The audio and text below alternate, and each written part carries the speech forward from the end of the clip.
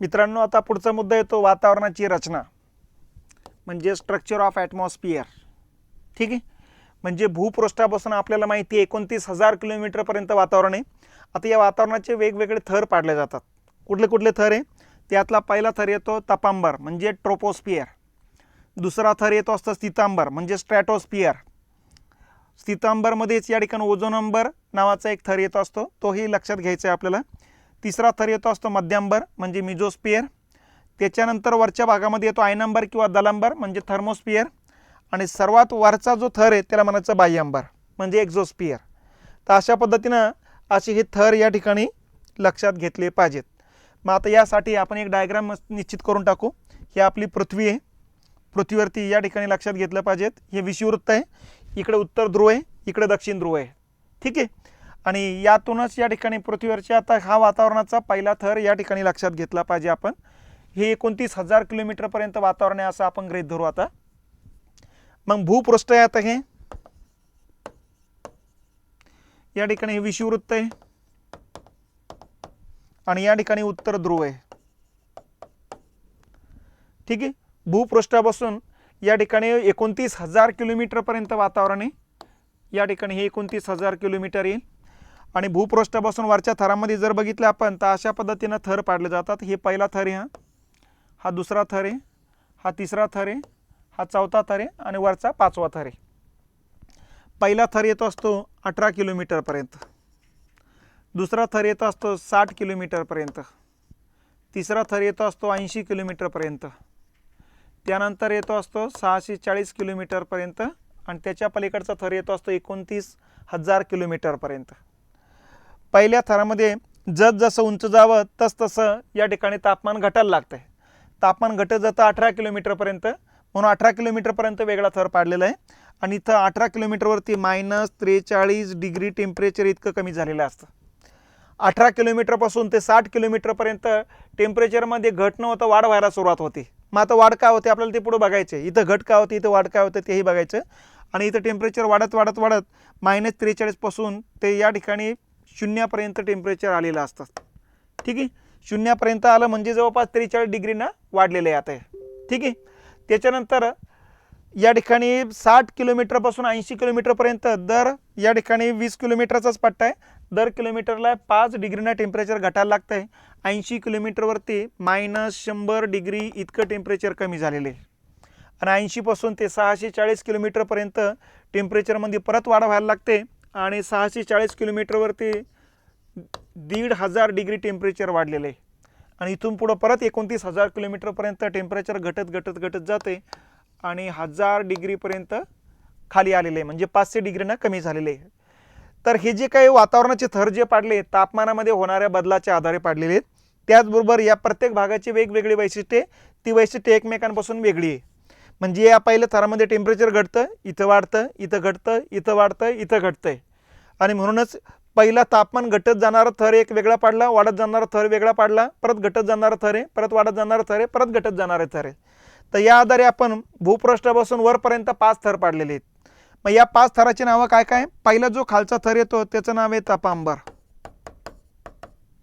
त्याच्यावरती जो स्तर असतो त्याचं नाव आहे स्थितांबर. त्याच्यावरच्या थराला म्हणायचं मध्यांबर. त्याच्यावरच्या थराला म्हणायचं दलांबर किंवा आयनांबर. आणि त्याच्यावरच्या थराला म्हणायचं बाह्यांबर. असे हे थर या ठिकाणी लक्षात घेतले पाहिजेत.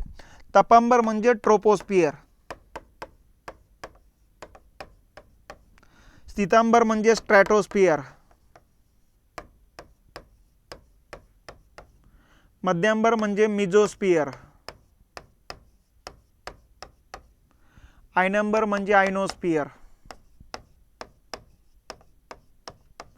आणि बाह्यांबर म्हणजे एक्झोस्फिअर. तर असे हे वेगवेगळे थर या ठिकाणी लक्षात घेतले पाहिजेत. मग आता प्रत्येक थराचे वेगवेगळे वैशिष्ट्य आहे. यापैकी आता पहिला जो थर आहे तपांबर आहे. या तपांबरचं काय वैशिष्ट्य आहे? तर हा भूपृष्ठलगतचा पहिला थर येतो असतो. नंबर 1, सगळी सजीवसृष्टी याच थरामध्ये आहे. नंबर 2, जेवढ्या वातावरणामध्ये वायू आहेत ना त्या वायूपैकी 75% वायूचं प्रमाण याच थरामध्ये येतं. तर हे या 2-3 वैशिष्ट्ये या थराची लक्षात घेतली पाहिजेत. त्याचबरोबर या थरामध्ये तुम्ही जसं उंच जावं तसं 160 मीटरला 1 डिग्रीना टेम्परेचर घटत असतं. मग आता टेम्परेचर का घटतं? कारण या थरामध्ये धुलीकण जे आहे ते खालच्या भागामध्ये जास्त असतात, दाट असतात. जसं उंच जावं तसं धुलीकणाचं प्रमाण विरळ व्हायला लागते. मग धुलीकणावरती सूर्यप्रकाश पडला की धुलीकण तापतं, धुलीकणाभोवतालचं वातावरण तापतं. मग खाली ताठ थर असल्यामुळे खालच्या भागात तापमान जास्त आहे, वरच्या भागामध्ये धुलीकण कमी, म्हणून तापमान पण कमी व्हायला लागत असतं. म्हणून या थरामध्ये उंचीनुसार तापमान घटत जात असतं. आणि तापमान घटण्याचा जो दर आहे तो आहे 160 मीटरला 1 डिग्री सेंटीग्रेड इतकं टेम्परेचर घटत असतं बघा. ठीक आहे. आणि अशा पद्धतीने या थरामध्ये उंचीनुसार तापमानात घट होत जाण्याच्या दरालाच म्हटलं जातं असतं लॅप्स रेट, लोपदर. लोपदर किंवा लॅप्स रेट म्हटलं जातं असतात. ठीक आहे. तर अशा पद्धतीने हा थर येत असतो. मग आता या थराचं वेगळं आणखीन वैशिष्ट्य काय? या थरामध्ये या ठिकाणी हवा जी आहे ती हवा सगळीकडे तापमान त्या हवेचं सारखं नसतं. म्हणजे आपल्याला माहिती आहे की विषुववृत्ताच्या आसपास सूर्य असतो, म्हणून विषुववृत्ताच्या आसपासची भागातली हवा जी आहे ती गरम होऊन जाते, लवकर गरम होते. गरम झालेली हवा हलकी होऊन वरती निघून जाते. अशा पद्धतीने हवा वरती जात असताना मग पृथ्वी पश्चिमेकडून पूर्वेकडे फिरत असल्यामुळे अर्धी हवा दक्षिण ध्रुवाकडे, अर्धी हवा उत्तर ध्रुवाकडे जात असते बघा. आणि जशी ती ध्रुवीय भागाकडे जात असते तसं 30 अक्षवृत्तापर्यंत जाताना ती सूर्यापासूनही दूर गेलेली आहे. त्यामुळे 30 अक्षीवर्तीय भागामध्ये हवा थंड होत जाते आणि 30 अक्षीवृत्तावरती खाली उतरत असते. आणि त्यामुळे 30 अक्षीवृत्तावर हवेची पातळी या ठिकाणी वाढत वाढत जाते आणि जास्त वायुभाराचा पट्टा तयार होतो. म्हणजे विषुववृत्तावरची हवा वरती गेला जात असल्यामुळे इथं कमी वायुभाराचा पट्टा तयार होतो, तर 30 अक्षीवृत्तावर हवेचा भार वाढून जातो. त्याच पद्धतीनं ध्रुवीय भागात सुद्धा हवेचा थर जास्त असतो, कारण त्या ठिकाणची हवा अतिशय थंड असते. आणि यातूनच मग ध्रुवीय भागाकडून वारे इकडं 60 अक्षीवृत्ताकडे येतात.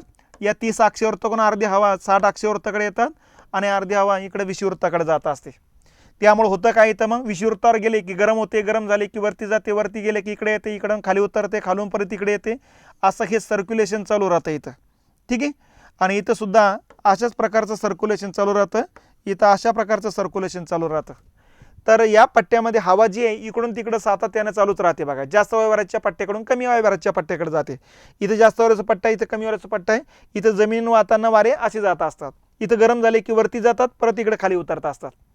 म्हणून या पद्धतीलाच म्हणायचे हवेचे वहन, उत्सर्जन, अभिसरण. तर या पट्ट्यामध्ये हवेचे वहन, उत्सर्जन, अभिसरण या घटना घडत असतात. ठीक आहे. आणि या घटना घडत असल्यामुळे होतं काय, इथली गरम हवा या भागात येत असल्यामुळे या भागातलं टेम्परेचर थोडं वाढून जात असतं आणि इथली थंड हवा या भागात आल्यामुळे या भागातलं टेम्परेचर खूप जास्त वाढत नसतं. तर अशा पद्धतीनं हवेमधला टेम्परेचरमध्ये समतोल राखण्याचं काम ही हवा करत असते. या हवेच्या सर्क्युलेशनमुळेच या ठिकाणी ढग निर्माण होत असतात, पाऊस पडत असतो, पर्जन्यवृष्टी होत असतात. हे या सर्क्युलेशनचाच परिणाम या ठिकाणी मानला जातो असतो बघा. तर अशा पद्धतीनं हा पहिला थर येतो असतो तापांबर. मग आता या तापांबरचं वैशिष्ट्य काय काय, तर हा थर येतो असतो भूपृष्ठापासून 18 किलोमीटरपर्यंत. नंबर 1. नंबर 2, या थरामध्ये जसं उंच जावं तसं 160 मीटरला 1 डिग्रीनं टेम्परेचर घटतं. अशा पद्धतीनं तापमानात जो काही घट होतो या घटीलाच म्हणायचं लॅप्स रेट किंवा लोपदर. त्याच्यानंतर या थरामध्ये हवा स्थिर नसते. हवा जेवढे वातावरणामध्ये हवा आहे त्यातले 75% हवा तर याच थरामध्ये आहे, परंतु ही हवा स्टेबल नाही, स्थिर नाही.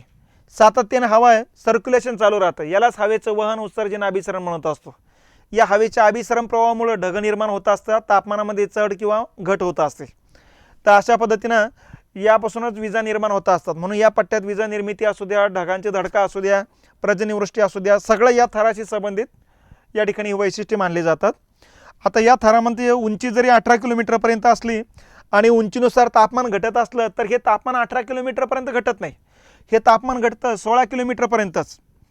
तर जसं उंच जावं तसं तापमान घटायला लागतंय आणि 16 किलोमीटरपर्यंत टेम्परेचर घटत असतं. 16 ते 18 किलोमीटरचा जो पट्टा आहे या पट्ट्यामध्ये उंचीनुसार तापमान घटत नाही आणि वाढत नाही. अशी या संक्रमण पट्ट्याला म्हणायचं तपस्तब्दी, ट्रोपोपोज. आलं लक्षात. तर अशा पद्धतीनं ते नाव पडतं असतं बघा, ट्रोपोपोज किंवा तपस्तब्दी किंवा तपांबरची टोपी म्हणतात त्याला. ठीक आहे. तर अशा पद्धतीनं तपांबर आणि सितंबर यांना अलग करणारा हा संक्रमण पट्टा या ठिकाणी लक्षात घेतला पाहिजेत. तर हा 18 किलोमीटरचा पहिला थर येतो, त्याला म्हणायचं तपांबर, ट्रोपोस्फिअर. आणि हे ट्रोपोपोज आहे. ठीक आहे. आता पुढचा जो भाग आहे तो 18 किलोमीटरपासून 60 किलोमीटरपर्यंतचा जो पट्टा असतो याला म्हणायचं स्थितांबर, स्ट्रॅटोस्फिअर. ठीक आहे. आता हा जो स्थितांबरचा एरिया येतो असतो हा या ठिकाणी बेसिक मुद्दे लक्षात घ्यायचे. भूपृष्ठापासून हा पट्टा 18 किलोमीटरपासून सुरुवात होतो. आता हा थर फिक्स आहे, पण हा थर फिक्स नसतो. तपांबर कसा आहे, विषुववृत्तीय भागात 18 किलोमीटरपर्यंत येतो, ध्रुवीय भागात 6 किलोमीटरपर्यंतचे. पण तसं स्थितांबरचं नाही.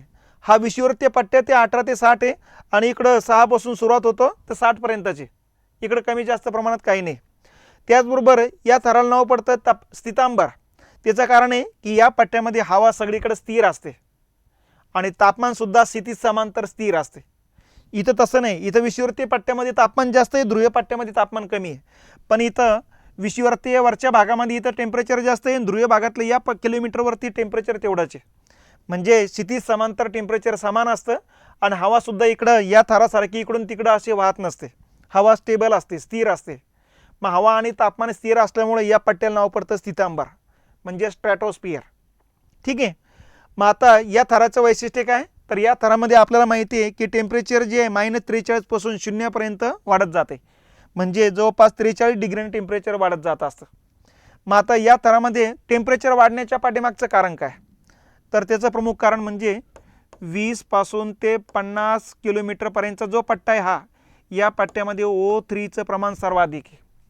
O3 म्हणजे ओझोन. ठीक आहे. म्हणजे ओझोन म्हणजे सूर्य. आपल्या या ठिकाणी लक्षात घेतलं पाहिजे, ऑक्सिजनच्या 3 अणूपासून तयार होणारा ओझोनचा एक अणू आहे. 3 रेणूपासून एक अणू तयार होत असतो. ठीक आहे. तर त्याला O3 म्हटलं जात असतात किंवा ओझोन म्हटलं जात असतं. हा या ठिकाणी निळसर रंगाचा वायू आहे, अतिविषारी वायू असतो हा. या ठिकाणी तो सरासरी 20 ते 50 किलोमीटरच्या पट्ट्यामध्ये असतो, पण सगळीकडे सारख्या नाही.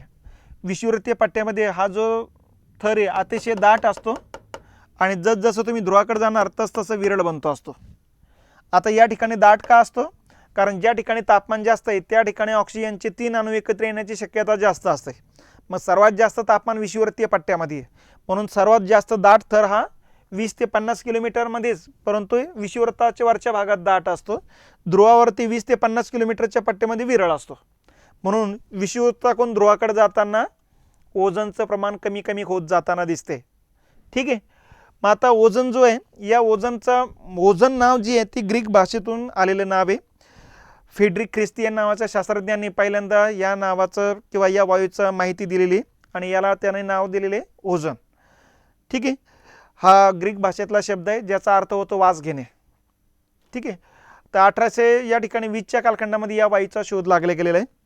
त्याच्यानंतर 1860च्या कालखंडामध्ये बी ब्रॉन्डी नावाच्या शास्त्रज्ञाने सांगितलेले आहे की ओझोन ऑक्सिजनच्या 3 अणूपासून तयार होतो, म्हणून त्याला O3 म्हटलं जातं असतं. तर हे बी ब्रॉन्डी नावाच्या शास्त्रज्ञाचं योगदान होतं. 1920च्या कालखंडामध्ये GMB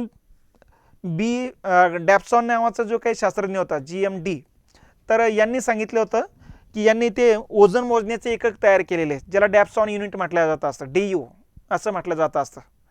तर ओझोनबाबत हे 3 शास्त्रज्ञ लक्षात ठेवा. ज्यांनी शोध लावला तो ख्रिस्टियन फेडरिक, ज्यांनी या ठिकाणी सांगितलं की ऑक्सिजनचे 3 अणूपासून तयार होतो ते बी ब्रॉन्डी, आणि ज्यांनी या ठिकाणी ओझोन मोजण्याचे एकक तयार केलं डॅप्सॉन. ते एककाला नाव आहे डॅप्सॉन युनिट.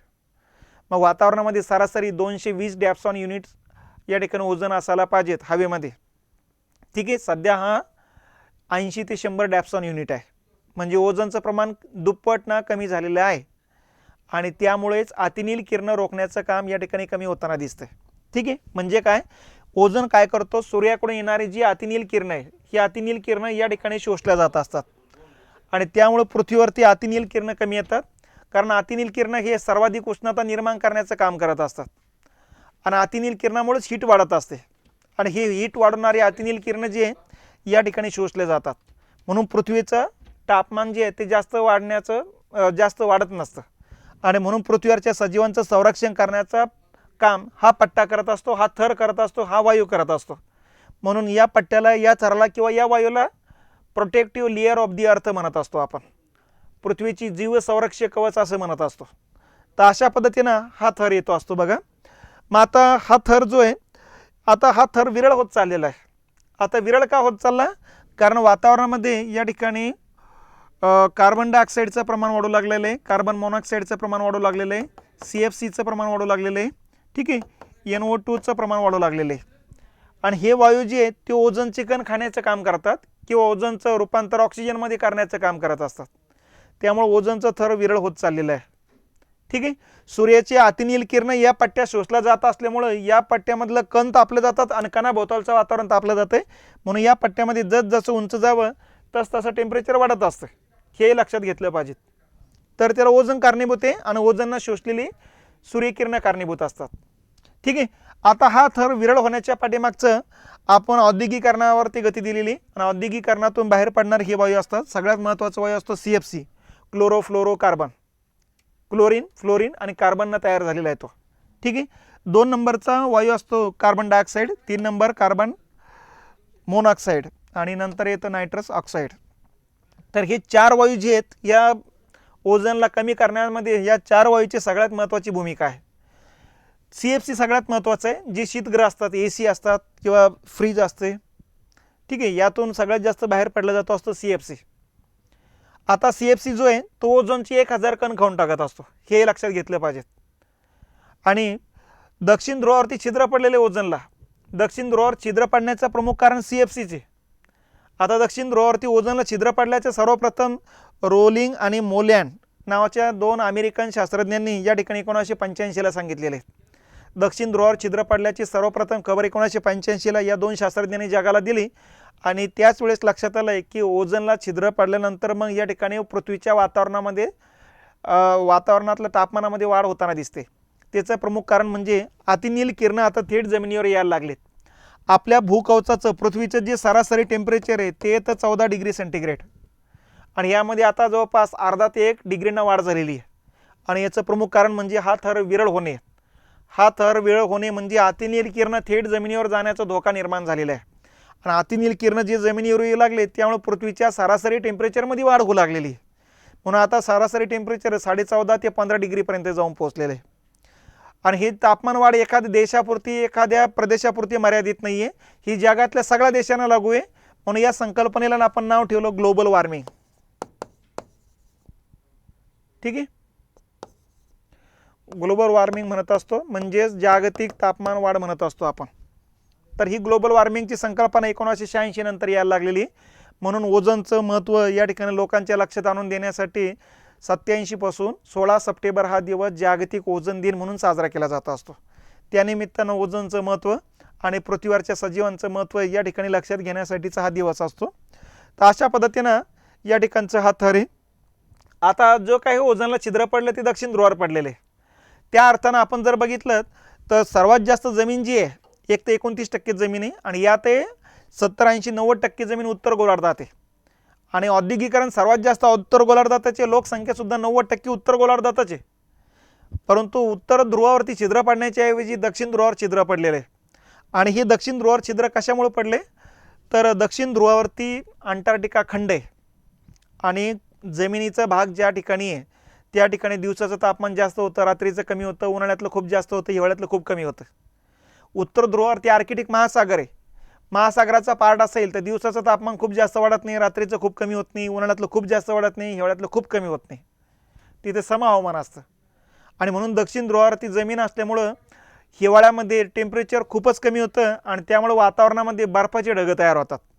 आणि या बर्फाच्या ढगासोबत CFC संयोग पावतो आणि नंतर मग CFC वेगळा होतो. वेगळा होताना या ठिकाणी C वेगळा होतो, F वेगळा होतो, हा C वेगळा होतो. म्हणजे क्लोरीन वेगळा होतो, फ्लोरीन वेगळा होतो, कार्बन वेगळा होतो. मग आता अगोदर CFC एकत्र असताना 1000 कण खात होतं ओझोनचे. आता एकटा क्लोरीनच 1 अब्ज कण खाऊन टाकतो. फ्लोरीन 1000 कण खातो, कार्बन 1000 कण खातो. हा क्लोरीन सगळ्यात खतरनाक असतो बघा.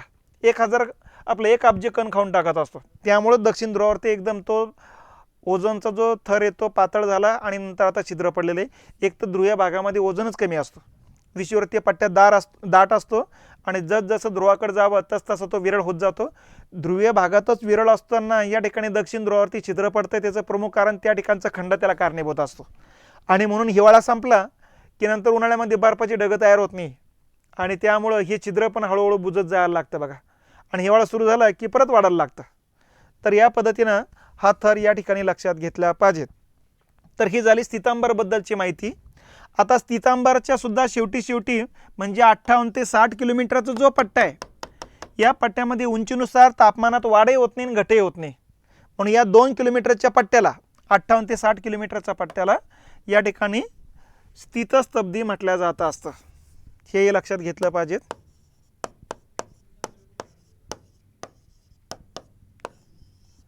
ठीक आहे, स्ट्रॅटोपोज असं त्याला आपण म्हणत असतो बघा.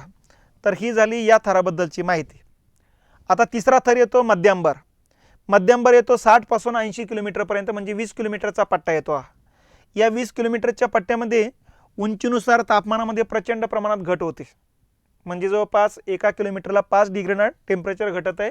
म्हणजे 20 किलोमीटरवरती 100 घटतं, म्हणजे 20 × 100, म्हणजे 1 किलोमीटरला 5 डिग्रीनं टेम्परेचर घटत जात आहे. आता इथं टेम्परेचर का घटतं, त्याचं कारण आहे या ठिकाणी कोणत्याही किरणाचे कण नाही आहे, ना ओझोन आहे ना काही. त्यामुळे सूर्यकिरणं अडवलंच जात नाही, आणि सूर्यकिरणं अडवल्या जात नसल्यामुळे सूर्यकिरणं थेट जातात आणि या ठिकाणी टेम्परेचर नसतं, कारण काही अडवण्यासाठी जागाच नसते. म्हणून या पट्ट्यामध्ये उंचीनुसार तापमानात घट होत जाते आणि याच ठिकाणी रासायनिक प्रोसेस बऱ्यापैकी मोठ्या प्रमाणात होतात. म्हणून याला केमोथेरपी थर असंही म्हटलं जातं असतं, किंवा मध्यंबर किंवा मेझोस्फिअर असंही म्हटलं जातं असतं. तर इथं वातावरण विरळ असणे हा एक प्रमुख घटक कारणीभूत असतो. आता 80 किलोमीटरपासून वरच्या थराला म्हणायचं दलांबर, आयनांबर किंवा आयनोस्फिअर. ठीक आहे, हा थर 80 ते 640 किलोमीटरच्या पट्ट्यात आहे आणि या थरामध्ये उंचीनुसार तापमानामध्ये प्रचंड वाढ होत जाते. म्हणजे -100 पासून 0 पर्यंत वरती येतं आणि 0 पासून पुढे 1500, म्हणजे टोटल 1600 डिग्री टेम्परेचर वाढलेलं असतं. मग आता मूळ मुद्दा हा आहे की या पट्ट्याला आयनांबर, आयनोस्फिअर काय म्हणतात. त्याचं कारण आहे की या ठिकाणी गॅमा किरणाचे कण मोठ्या प्रमाणात आहे, एक्सरे किरणाचे कण आहेत, नायट्रोजन आणि ऑक्सिजनचे पण या ठिकाणी अणू आढळतात किंवा यांचे कण आढळतात. यांच्या या सगळ्या वेगवेगळ्या किरणाचे कण असल्यामुळे या कणांना इंग्लिशमध्ये म्हणायचं आयन, त्यावरून आयनोस्फिअर आयनांबर नाव पडतं, आणि या कणांनाच म्हणायचं दल, त्यावरून दलांबर नाव पडतं.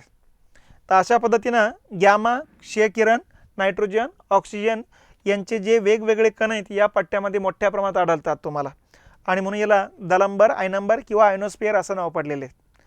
मग आता यापैकी गॅमा आणि क्षय किरणं जी आहेत, ही सूर्याचे जी किरणं आहेत ही किरणं शोषून घेतात आणि उष्णता जी आहे मोठ्या प्रमाणात उत्सर्जित करतात. म्हणून या पट्ट्यामध्ये उंचीनुसार तापमानामध्ये प्रचंड वाढ होत जाते. 1600 डिग्रीनं टेम्परेचर वाढलेले. म्हणून कल्पना चावला ज्यावेळेस अंतराळ मोहिमा संपून ज्यावेळेस पृथ्वीकडे येत होती, त्यावेळेस तिचं ठिसलेल्या त्या यानाला बाहेरची गरम हवा मध्ये आली आणि विस्फोट होऊन गेला. त्यामुळे साहजिकच या ठिकाणी त्यांचा मृत्यू होताना दिसतोय आपल्याला. तर त्याचं प्रमुख कारण हेच आहे, पृथ्वीकडे येणाऱ्या ज्या उल्का आहे या उल्का याच ठिकाणी त्या वेगवेगळ्या किरणांसोबत घर्षण पावतात, पेट घेतात बघा, आणि पृथ्वीवरती येण्याच्या अगोदर बऱ्याच त्याचा आकार कमी होऊन जातो. त्यामुळे धूमकेतू जरी आला तर त्याचा आकार छोटा होऊन जाईल, मोठा एखादी उल्का जरी आला त्याचा आकार छोटा होऊन जातो. तर अशा पद्धतीनं या ठिकाणी पेट घेण्याचं प्रमुख कारण हेच आहे की वेगवेगळ्या किरणांचे कण या ठिकाणी असतात जी हीट निर्माण करण्याचं काम करत असतात. ठीक आहे, मग आता या थरामध्ये सुद्धा उपथर पाडले जातात. मग आता उपथर कुठले कुठले पाडले जातात. पहिला उपथर असतो बघा 80 ते 100 किलोमीटर, दुसरा उपथर असतो 100 ते 150 किलोमीटर, आणि तिसरा उपथर असतो 150 ते 350 किलोमीटर. अशा पद्धतीनं 3 उपथर या ठिकाणी लक्षात घेतले पाहिजेत. पहिला जो उपथर आहे त्याला म्हणायचं डी थर, दुसऱ्या थराला म्हणायचं ई थर, आणि तिसऱ्या थराला म्हणायचं एफ थर. ठीक आहे, पहिला थर जो आहे या पहिल्या थरामधून दीर्घ लहरी परावर्तित होत असतात. आता पृथ्वीकडून निघालेल्या जे लहरी आहेत, दीर्घ लहरी, वेगवेगळ्या लहरी पृथ्वीवरून जात असतात, मध्यम लहरी, लघु लहरी, दीर्घ लहरी. यापैकी दीर्घ लहरी जे असतात ज्याची वेव्ह जी असते जवळपास 150 ते 200 किलोहर्ट्झ इतकी वेव्ह त्याची असते, त्या लहरी या ठिकाणून परावर्तित होत असतात जमिनीकडं. ठीक आहे, त्याच्यानंतर ई थरातून मध्यम लहरी परावर्तित होत असतात आणि एफ थरातून लघु लहरी परावर्तित होत असतात. म्हणजे असे वेगवेगळ्या लहरी परावर्तित होणारे हे थर आहेत, त्या अर्थी त्याला डी थर, ई थर, एफ थर असे नाव दिलेले. यापैकी डी थराला ॲपंटन थर असंही म्हणत असतो, ई थराला केनिली हेविसाइड थर असंही म्हणत असतो, कारण या थराचा शोध किंवा माहिती केनिली हेविसाइड नावाच्या शास्त्रज्ञांनी लावलेली आहे, म्हणून त्याला केनिली हेविसाइड थर असंही म्हणण्याच्या पद्धती असतात. तर अशा पद्धतीने या लहरी या ठिकाणी लक्षात घेतल्या पाहिजेत. आता जो डी थर आहे 80 ते 100 किलोमीटरच्या पट्ट्यामध्ये इथून दीर्घ लहरी परावर्तित होतात. ठीक आहे, या दीर्घ लहरी जी आहे ते दिवसाच परावर्तित होत असतात, रात्री परावर्तित होत नसतात. ठीक आहे, आणि म्हणून त्याचा व्यावहारिक उपयोग आपण करत नसतो. त्याच्यानंतर जो ही थर आहे तिथून मध्यम लहरी परावर्तित होत असतात, त्याही दिवसाच परावर्तित होत असतात, रात्री परावर्तित होत नसतात, म्हणून त्यांचा हे व्यावहारिक उपयोग आपण करत नसतो. आणि ज्या एफ थर आहेत तिथून लघुलहरी परावर्तित होत असतात, या लघुलहरी दिवसाही परावर्तित होतात, रात्रीही परावर्तित होतात, आणि म्हणून त्याचा व्यावहारिक उपयोग आपण करत असतो. मग कुठे करत असतो? आपलं जे रेडिओचं प्रक्षेपण चालतं आहे, आकाशवाणी पुणे केंद्र आहे, आकाशवाणी औरंगाबाद, जळगाव, परभणी, तर अशा पद्धतीने इथे रेडिओचे जे स्टेशन्स आहेत, तर हे रेडिओचं जे काही कार्यक्रम चालतात या लघुलहरीवरती डिपेंड आहे. या लघुलहरीलाच म्हणायचं बिनतारी यंत्रणाची लहरी किंवा रेडिओ लहरी. ठीक आहे, कारण रेडिओचं प्रक्षेपण चालतं आहे म्हणून. आणि बिनतारी यंत्रणाची लहरी याकरता म्हणतात की पोलिसांकडे जी वॉकी टॉकी असते ते वॉकी टॉकीचं काम या ठिकाणी या लहरीवरती डिपेंड असतं. मग आता वॉकी टॉकी आणि मोबाईलमध्ये काय फरक आहे? वॉकी टॉकी बिनतारी आहे, मोबाईल पण बिनतारी आहे, परंतु मोबाईलचं काम चालतं सॅटेलाईटवरती. ठीक आहे, सॅटेलाईटची ज्या भागात रेंज आहे, जिथं खाली टावर वाढलेले आपण बसवलेले, त्या टावरच्या या ठिकाणी जवळपास 15-20 किलोमीटरच्या पट्ट्यामध्ये ती रेंज असते, आणि त्या पट्टा सोडला पलीकडे गेले की रेंज मग तुमची संपुष्टात येऊन जाते, त्यामुळे तुमचा मोबाईल स्विच ऑफ होऊन जातो किंवा बंद होऊन जातो. ठीक आहे, रेंज नसलेला होऊन जातो बघा. पण वॉकी टॉकी असेल तर तुम्ही कुठेही जा, डोंगरावर जा, जंगलात जा, एखाद्या खाणीत जा, कुठे जा, त्या ठिकाणी ती रेंज चालूच असते. ठीक आहे, कारण ती पूर्ण पृथ्वीशी संबंधित असते बघा. तर या पद्धतीनं आपल्या या ठिकाणी बिनतारी यंत्रणाचं लहरी किंवा रेडिओ लहरी याच लघुलहरीला नाव पडलेले आहे. आता डी लहरी आणि दीर्घ लहरी आणि ज्या मध्यम लहरी आहे त्याचा व्यावहारिक उपयोग करीत जरी नसलो आपण तरी त्याच्यावर लक्ष ठेवून असतो. त्याचं कारण हेच आहे की या लहरी कधी कधी दिवसाही येणं बंद होऊन जातात, दिवसाही परावर्तित होणं बंद होऊन जातात. त्याचं कारण म्हणजे सूर्यावरती आपल्या बाजूने जर डाग निर्माण झालाच तर या लहरी दिवसाही बंद होऊन जातात, आणि दिवसा जर बंद झाल्या की आपल्याला समजण्याचं एकमेव माध्यम आहे की सूर्यावरती आपल्या बाजून डाग निर्माण झाला आहे की नाही. आपल्या बाजून डाग निर्माण झाला की ते दिवसा परावर्तित होणं बंद होतात. त्याच वेळेस आपण समजून घ्यायचं की पृथ्वीचं पुढच्या कालखंडात टेम्परेचर वाढणार आहे, कारण सूर्यावरती आपल्या बाजूनं डाग निर्माण झालं म्हणजे आपल्या बाजूनं तिथं वादळ आलेले आणि चारही बाजूची हीट जी आहे त्या ठिकाणी केंद्रित झालेली आहे, आणि त्या ठिकाणी हीट केंद्रित झाल्यामुळे तो काळ्या रंगाचा चट्टा पडून जातो त्या ठिकाणी, आणि प्रचंड हीट जी आहे ती सूर्यापासून पुढं लोटलं जाते आणि पुढं पृथ्वी असते बघा.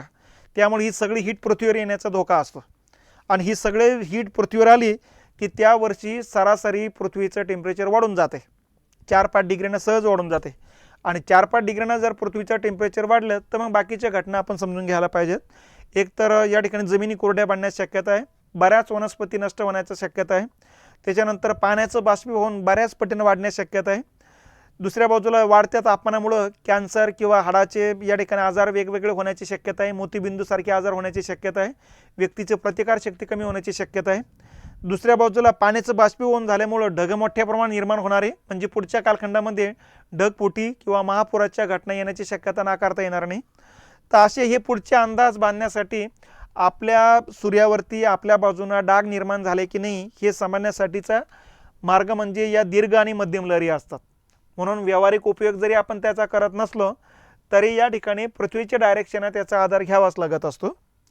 त्याचबरोबर हेही लक्षात घेतलं पाहिजे, हा जो केनिलिक हेविड साईड जो थर आहे ज्याला आपण ई थर म्हणत असतो, हा 100 ते 150 किलोमीटरचा पट्टा असतो. सूर्याकडून येणारी जी काही किरणं असतात यातल्या बऱ्याच किरणाची विकिरण होते, आणि हे किरणं जे आहे पृथ्वीवरच्या सर्वात जास्त गुरुत्वबल असलेल्या ध्रुवीय भागाकडे आकर्षिले जातात बघा. म्हणून ध्रुवीय भागामध्ये या ठिकाणी मध्यरात्री सूर्यप्रकाश दिसतो आपल्याला, त्याला अरोरा प्रकाश असं म्हटलं जातं असतं. मग अरोरा प्रकाश काय असतो? अरोरा प्रकाश म्हणजे ध्रुवीय भागाकडे या ठिकाणी सूर्यकिरणाचे विकिरण होऊन या ठिकाणी विकिरणामुळे ध्रुवीय भागात प्रकाश पडणे, आणि हा प्रकाश जो आहे निळ्या, हिरव्या, तांबड्या रंगाचा असतो बघा, यालाच म्हणायचं अरोरा प्रकाश. म्हणून नॉर्वेला आपण मध्यरात्रीचा सूर्याचा देश म्हणतो. त्याचं कारण हेच आहे की मध्यरात्री या ठिकाणी हा प्रकाश पडल्यामुळे लकाकताना दिसतात, सगळे उजाड झालेला असतो, रात्र राहतच नाही बघा. तर अशा पद्धतीनं नॉर्वेला मध्यरात्रीचा सूर्याचा देश म्हणतात. त्याला प्रमुख कारण आहे अरोरा प्रकाश, अरोरा लाईट. ठीक आहे, तुम्ही यूट्यूबवरती जाऊन अरोरा लाईट नावाचं आता सर्च केलं तर त्या ठिकाणी तो प्रकाश पडतानाचे सगळे शूटिंग त्या ठिकाणी उपलब्ध आहेत, तर त्या ठिकाणी तुम्ही ते बघू शकतात बघा. तर हा अरोरा प्रकाश कोणत्या थराशी रिलेटेड आहे? तर ई थराशी रिलेटेड असलेला मुद्दा येतो असतो. तर या ठिकाणी हा एक मुद्दा लक्षात घेतला पाहिजे. तर अशा पद्धतीनं हा थर आहे बघा, या थराचं उंचीनुसार 1600 डिग्रीपर्यंत टेम्परेचर वाढलेलं असतं आणि 640 किलोमीटरच्या पलीकडचा जो थर आहे त्याला म्हणायचं बाह्य अंबर, एक्झोस्फिअर. या ठिकाणी वातावरण अतिशय विरळ झालेले आहे. 5-10% वातावरण या ठिकाणी राहिलेले आहेत. या ठिकाणी फक्त हायड्रोजन आणि हेलियमचे मुक्त इलेक्ट्रॉन भ्रमण करत असतात. हवा सुद्धा विरळ झालेली असते. स्वच्छ प्रकारातले ढग या ठिकाणी निर्माण होत असतात. तर अशा पद्धतीनं हा थर येतो. हा इथं आता निळसर रंग न राहता हळूहळू काळसर रंगाचं म्हणायला लागतंय, कारण पलीकडं अवकाश चालू होऊन जातं जे काळ्या रंगाचं असतं. तो वातावरणाचा हा वारचा चोर जो आहे तो निळा रंग अतिशय कमी होतो, काळ्या रंगामध्ये रूपांतरित व्हायला लागत असतो. या थरामध्ये फक्त हायड्रोजन आणि हिलियमचेच कण आहे, बाकीचं काहीही नाही. म्हणून जसजसं उंचीनुसार याचं टेम्परेचर घटायला लागत असतं बघा.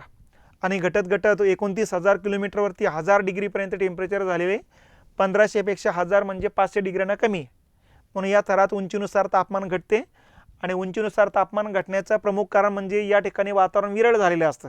सूर्यकिरण अडवण्यासाठी काही जास्त इथं घटक नसतात, फक्त हायड्रोजन आणि हेलियमचे मुक्त इलेक्ट्रॉन भ्रमण करत असतात. तर अशा पद्धतीनं भूपृष्ठापासून वरती जाताना क्रमानं लागणारे थर लक्षात घेतले पाहिजेत. तपांबर, वरती स्थितांबर, त्याच्यावरती मध्यांबर, त्याच्यावरती दलांबर आणि त्याच्यावरती बाह्यांबर. कधी कधी भूपृष्ठाकडे येताना क्रमानं लागणारे थर विचारतात. मग वरतून खाली जाताना मग बाह्यांबर, दलांबर, मध्यांबर, स्थितांबर, तपांबर. ठीक आहे. कधी कधी प्रश्न विचारतात या 5 थरापैकी सर्वात जास्त म्हणजे उंचीनुसार तापमानात वाढ होणारे थर कोणते कोणते.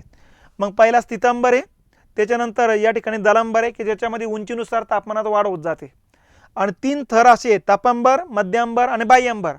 या तिन्ही थरामध्ये उंचीनुसार तापमानामध्ये घट होत जात असते. तर अशा पद्धतीनं ही मुद्दे या ठिकाणी लक्षात घेतले पाहिजेत. आणि या ठिकाणी सर्वात जास्त प्रश्न येण्याची शक्यता तपांबर आणि स्थितांबरबद्दलच आहे. ठीक आहे.